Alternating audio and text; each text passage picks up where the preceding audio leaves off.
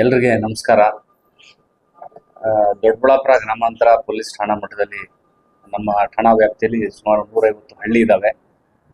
ತಾವು ಇತ್ತೀಚೆಗೆ ಗಮನಿಸಿರ್ಬೋದು, ಮಹಿಳೆಯರು ಈ ಚೈನನ್ನು ಧರಿಸಿ ತಮ್ಮ ಕೆಲಸಗಳಲ್ಲಿ ಇರಬೇಕಾದ್ರೆ ಈ ಗಾಡಿಯಲ್ಲಿ ಬಂದ್ಬಿಟ್ಟು ಟೂ ವೀಲರಲ್ಲಿ ಬಂದು ಒಬ್ಬ ನಿಲ್ಸಿರ್ತಾನೆ, ಇನ್ನೊಬ್ಬ ಬಂದು ಅದನ್ನು ಚೈನನ್ನು ಕಿತ್ಕೊಂಡು ಹೋಗುವಂಥ ಘಟನೆಗಳು ಇತ್ತೀಚೆಗೆ ವರದಿಯಾಗಿದೆ. ಅದರಲ್ಲಿ ನಮ್ಮ ಠಾಣಾ ವ್ಯಾಪ್ತಿಯಲ್ಲಿ ಎಲ್ಲ ಪ್ರಕರಣ ಸಹ ನಾವು ಪತ್ತೆ ಮಾಡಿದ್ದೀವಿ ಈ ಚೈನ್ ಸ್ನ್ಯಾಚಿಂಗ್ ಸಂಬಂಧಪಟ್ಟಂತೆ. ಈ ಕೆಲವು ಮುನ್ನೆಚ್ಚರಿಕೆಯನ್ನು ನಾನು ಹೇಳೋಕ್ಕೆ ಇಷ್ಟಪಡ್ತೀನಿ. ಏನಂತಂದರೆ, ನಮ್ಮ ಹೆಣ್ಮಕ್ಳು ಏನು ಕತ್ತಲ್ಲಿ ಚಿನ್ನದ ಸರ ಹಾಕ್ಕೊಳ್ತಾರೆ, ಅದನ್ನು ಭಾಳ ಜನ ಪ್ರದರ್ಶನ ರೀತಿ ಹಾಕ್ಕೊಂಡು ಓಡಾಡ್ತಾ ಇರ್ತಾರೆ. ಅದು ನೋಡೋರಿಗೆ ಈ ಕಳ್ಳತನ ಮಾಡೋ ಮನಸ್ಥಿತಿ ಇರೋರು ಅದನ್ನು ಒಂದೇ ಕ್ಷಣದಲ್ಲಿ ಅವರು ಎದುರಿಸ್ತಾರೆ, ಅದನ್ನು ಕಿತ್ಕೊಂಡು ಹೋಗ್ತಾರೆ. ಆ ಟೈಮಲ್ಲಿ ನಮ್ಮ ಹೆಣ್ಮಕ್ಳು, ಅಕ್ಕಂದಿರು, ತಾಯಂದಿರು ಕೆಳಗಡೆ ಬಿದ್ದು ಗಾಯಗಳಾಗಿರೋ ಘಟನೆಗಳು ಬಹಳಷ್ಟಿದೆ.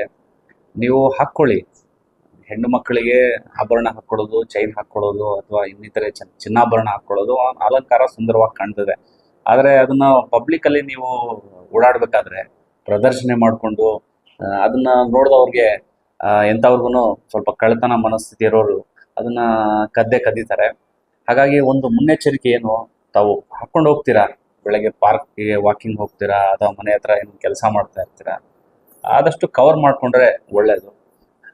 ಎರಡನೇ ವಿಚಾರ, ಈಗ ನೀವೇನು ಆಭರಣ ಹಾಕ್ಕೊಂಡಿರ್ತೀರ, ನಿಮ್ಮನ್ನು ಮನೆ ಹತ್ರ ಬಂದಾಗ ಕೆಲವರು ನೀರು ಕೊಡಿ ಅಥವಾ ಅಂಗಡಿಯಲ್ಲಿದ್ದಾಗ ನನಗೆ ಅದು ಬೇಕು ಇದು ಬೇಕು ಅಂತ ನೀವು ನೋಡಿದ್ರೆ ಸೂಕ್ಷ್ಮವಾಗಿ ಗೊತ್ತಾಗ್ಬಿಡ್ತದೆ. ಅಂದರೆ ಎಲ್ಲರೂ ಅನುಮಾನ ಪಡಿ ಅಂತಲ್ಲ, ಕೆಲವರು ಮನಸ್ಥಿತಿ ಗೊತ್ತಾಗ್ತದೆ. ಒಬ್ಬ ಟೂ ವೀಲರಲ್ಲಿ ಗಾಡಿ ರೆಡಿ ಇಟ್ಕೊಂಡಿರ್ತಾನೆ, ಆನಲ್ಲಿ ಇಟ್ಕೊಂಡಿರ್ತಾನೆ, ಇನ್ನೊಬ್ಬ ಅವನ ಸಹಚರ ಏನು ಮಾಡ್ತಾನೆ, ಬಂದ್ಬಿಟ್ಟು ಯಾವುದೋ ಒಂದು ಕೇಳೋ ನೆಪದಲ್ಲಿ ಕುತ್ತಿಗೆಯಲ್ಲಿರುವಂಥ ಚೈನನ್ನು ಕಸ್ಕೊಂಡು ಓಡೋಗ್ತಾನೆ. ಆ ಓಡೋ ಸಂದರ್ಭದಲ್ಲಿ ಟೂ ವೀಲರ್ ರೆಡಿ ಇರ್ತದೆ, ಆನಲ್ಲಿ ಇರ್ತದೆ, ಕೂತ್ಕೊಂಡು ಓಡೋಗ್ತಾರೆ. ಸೊ ಇದೊಂದು ಸಹ ತಾವು ಮುನ್ನೆಚ್ಚರಿಕೆ ಕ್ರಮ ವಹಿಸಬೇಕು. ಆನಂತರ